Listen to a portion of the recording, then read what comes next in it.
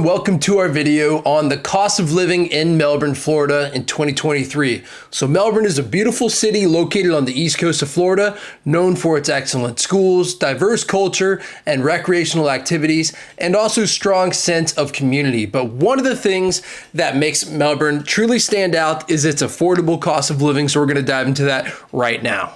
All right, so the cost of living in Melbourne is lower than the national average, which means that the residents can enjoy a higher standard of living while spending less money and being on the coast of Florida.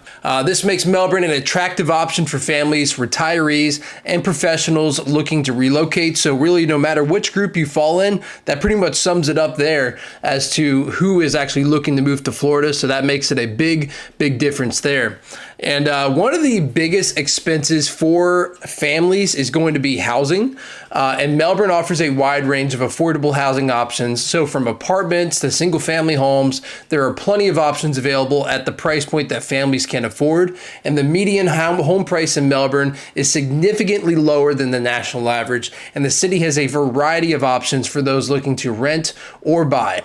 So the housing market in Melbourne is also on the rise, which means that home buyers can expect to see a good return on their investment. So a little bit of a catch-22 there, but something to consider. Food and groceries are also more affordable in Melbourne when compared to other cities. With a variety of grocery stores and farmers markets in the area, families can find a fresh, high-quality food at a reasonable price. Additionally, Melbourne has a wide variety of restaurants that offer a range of cuisines and price points, so there's something for everyone there.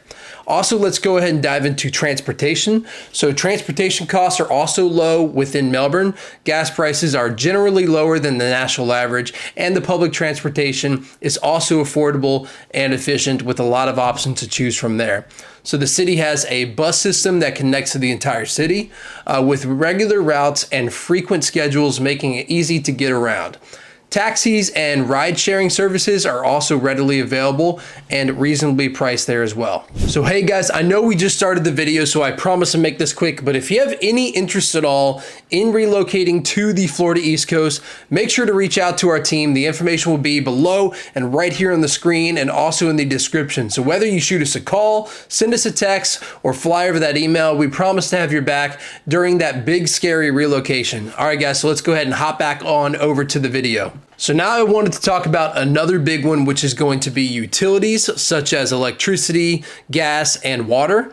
So those are also more affordable in the Melbourne area versus other cities when comparing other cities. This means that families can save money on their monthly bills and have more money to spend on other things. In addition as well, Melbourne has a lower sales tax than many other cities, which means that residents can save money on everyday purchases, at the grocery store, like clothing, home goods, yada, yada, yada. You guys get the picture. Also, the sales tax in Melbourne, Florida is 6%, which is lower than many other cities within the state as well. So another factor which makes Melbourne a great place to live is the employment opportunities. So the city has a diverse economy with a mix of manufacturing, healthcare, and technology industries, making it a great place for families to start or grow their career. The unemployment rate in Melbourne is lower than the national average, which means that there are plenty of job opportunities available. I know we're getting into a little bit of a squirrely time right now with that, so let's keep posted on that. But for right now, it's still elevated above what what the national job average is. Okay, so now I'm sure you've had enough of me babbling on, so let's go ahead and see the real data. Andrew, let's go ahead and open up the computer, and I want to hop in and see the real data right now. So let's hop on over to our good friend bestplaces.net and see what they have to say about these data points and what we can use to kind of compare it to different cities as well. So let's do that right now. Alrighty, so we're here at bestplaces.net. So if I look up here, bestplaces.net, what I love about this website is it makes it very, very easy to understand what the cost of living per category really is. So it breaks it down really nice for us. So what I'm going to do is going to go ahead and scroll down and start off with this amount right here, which is also the same as the overall rating. So if I go ahead and scroll over this, it reads, the total cost of all of the living categories weighted subjectively as follows. So housing, 30%, food and groceries, 15%, transportation, 10%, Utilities 6%, healthcare 7%, and miscellaneous expenses such as clothing, services, entertainment makes up 32%. State and local taxes are not included in any category.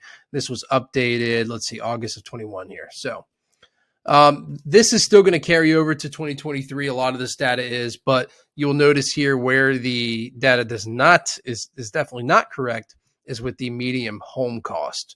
So we will fill in the blanks there too in just a minute. I'll go up to another website and find that out.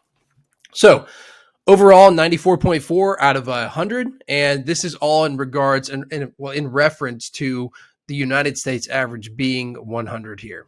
So you can see Florida actually comes in higher than the national average.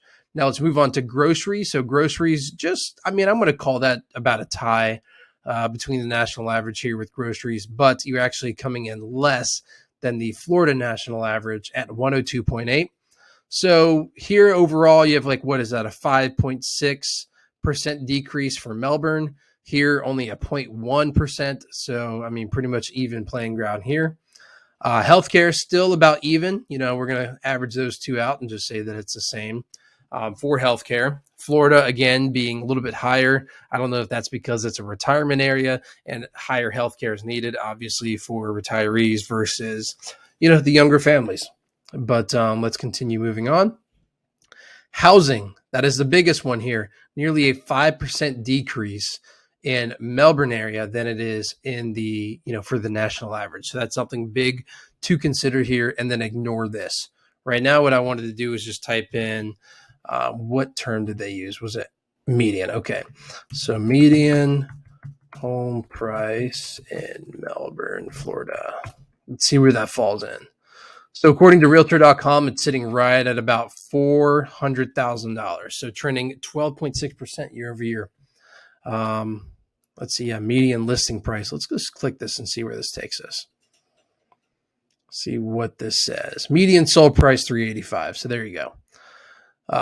List price $399, sold price $385. So let's get back over to this and continue on down with utilities. So this is going to be gas, electricity, and other fuels, which is, just the what you see at the gas tank, 97.3 over 100.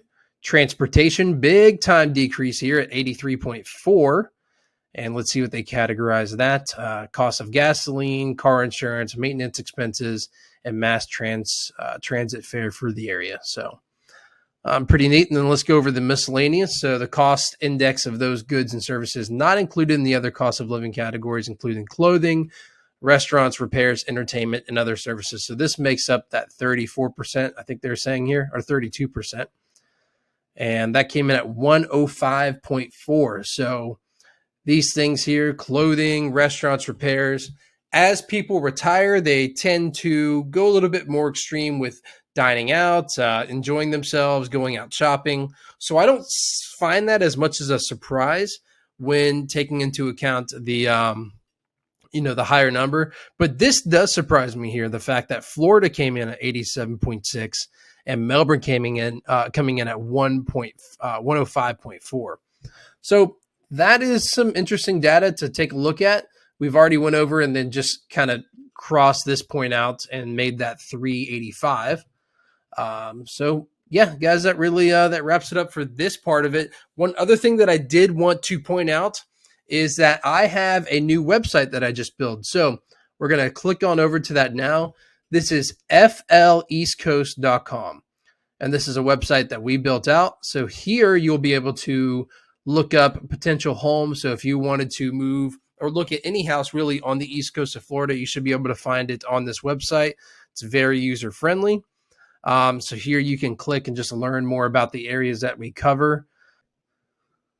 One other cool thing that we have is our featured areas. So I still need to add Palm Bay and Melbourne to this little list here. But right now we've got Vero Beach behind my big head here. Vero Beach, Sebastian, Fort Pierce, Port St. Lucie, Hopestown, and Stewart. So really just Sebastian South is what we have on the website right now. And then we are working on getting Palm Bay and Melbourne up there. So guys, it's a really cool little website. You can go in here and figure out what your monthly payments will be for, just type in the home price, down payment, interest rate, and then you can go in here to the advanced tab and type that if you wanted to use a mortgage calculator. Also, this directly connects you to our lender.